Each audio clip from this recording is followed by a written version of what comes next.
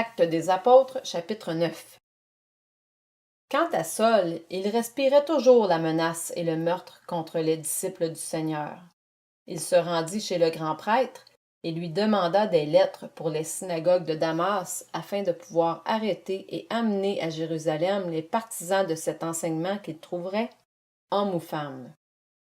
Comme il était en chemin et qu'il approchait de Damas, tout à coup, une lumière qui venait du ciel resplendit autour de lui. Il tomba par terre et entendit une voix lui dire « Saul, Saul, pourquoi me persécutes-tu » Il répondit « Qui es-tu, Seigneur » Et le Seigneur dit « Moi, je suis Jésus, celui que tu persécutes. Lève-toi, entre dans la ville et on te dira ce que tu dois faire. » Les hommes qui l'accompagnaient s'arrêtèrent, muets de stupeur. Ils entendaient bien la voix, mais ils ne voyaient personne. Saul se releva de terre. Malgré ses yeux ouverts, il ne voyait rien. On le prit par la main pour le conduire à Damas. Il resta 3 jours sans voir, et il ne mangea ni ne but rien. Or, il y avait à Damas un disciple du nom d'Ananias. Le Seigneur lui dit dans une vision, « Ananias !» Il répondit, « Me voici, Seigneur !»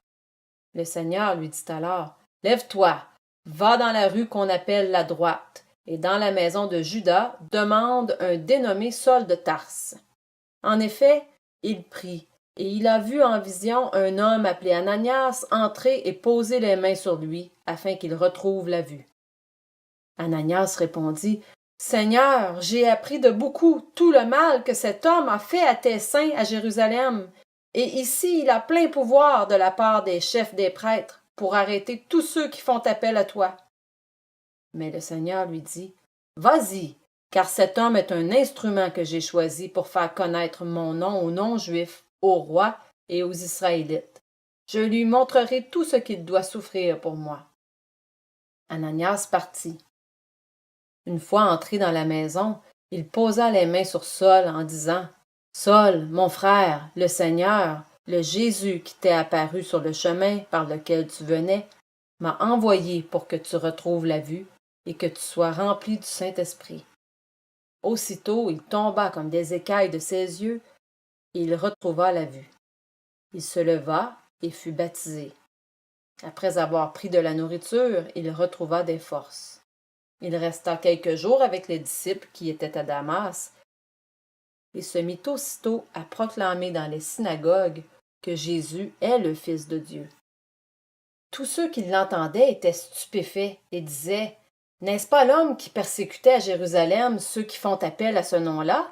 Et n'est-il pas venu ici pour les arrêter et les conduire devant les chefs des prêtres? » Cependant, Saul se fortifiait de plus en plus. Et il confondait les Juifs qui habitaient Damas en démontrant que Jésus est le Messie. Au bout d'un certain temps, les Juifs se concertèrent pour le supprimer. Mais leur complot parvint à la connaissance de Saul. On gardait les portes jour et nuit afin de pouvoir le tuer. Cependant, une nuit, les disciples le prirent et le descendirent le long de la muraille assis dans une corbeille. Arrivé à Jérusalem, Saul essaya de se joindre aux disciples, mais tous avaient peur de lui, car ils ne croyaient pas qu'il était un disciple. Alors Barnabas le prit avec lui, le conduisit vers les apôtres et leur raconta comment, sur le chemin, Saul avait vu le Seigneur qui lui avait parlé et avec quelle assurance il avait prêché à Damas au nom de Jésus. Saul allait et venait avec eux dans Jérusalem et s'exprimait en toute assurance au nom du Seigneur. Il parlait aussi et discutait avec les hellénistes, mais ceux-ci cherchaient à le supprimer. L'ayant appris, les frères l'amenèrent à Césarée et le firent partir pour Tarse. L'Église était en paix dans toute la Judée, la Galilée et la Samarie. Elle s'édifiait, marchait dans la crainte du Seigneur et grandissait grâce à l'aide du Saint-Esprit. Comme Pierre parcourait tout le pays, il descendit aussi rendre visite aux saints qui habitaient à Lyde. Il y trouva un homme appelé Énée, qui était couché sur un lit depuis 8 ans parce qu'il était paralysé. Pierre lui dit, « Énée, Jésus-Christ te guérit. Lève-toi et fais toi-même ton lit. » Aussitôt, il se leva.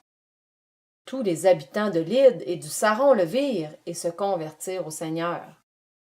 Il y avait à Jaffa parmi les disciples une femme appelée Tabitha, ce qui signifie gazelle.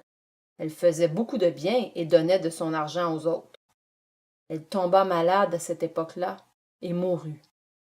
Après l'avoir lavée, on la déposa dans une chambre à l'étage. Or, Lyde est près de Jaffa, et les disciples avaient appris que Pierre s'y trouvait. Ils envoyèrent donc 2 hommes vers lui pour le supplier de venir jusque chez eux sans tarder. Pierre se leva et partit avec eux. À son arrivée, on le conduisit dans la chambre à l'étage. Toutes les veuves l'entourèrent en pleurant et lui montrèrent toutes les robes et les manteaux que faisait Tabitha quand elle était avec elles.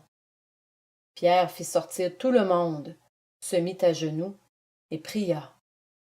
Puis il se tourna vers le corps et dit « Tabitha, lève-toi !» Elle ouvrit les yeux, et quand elle vit Pierre, elle s'assit. Il lui donna la main et la fit lever. Il appela ensuite les saints et les veuves et la leur présenta vivante. Cela fut connu de tout Jaffa, et beaucoup crurent au Seigneur. Pierre resta quelque temps à Jaffa, chez un tanneur qui s'appelait Simon.